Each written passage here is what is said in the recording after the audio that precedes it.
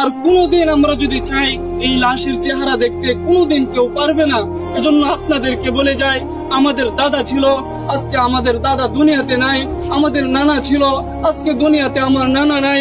অনেকের বাবা দুনিয়ার জমিনে ছিল, আজকে আমাদের বাবা অনেকের হারায় গেছে।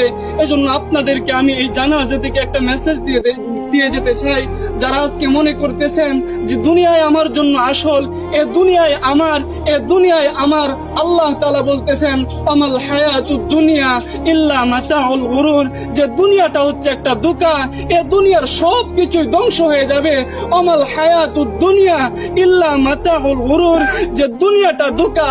আজকে তোমার স্ত্রী, সন্তান, আত্মীয় স্বজন এরা সবাই ধোঁকা।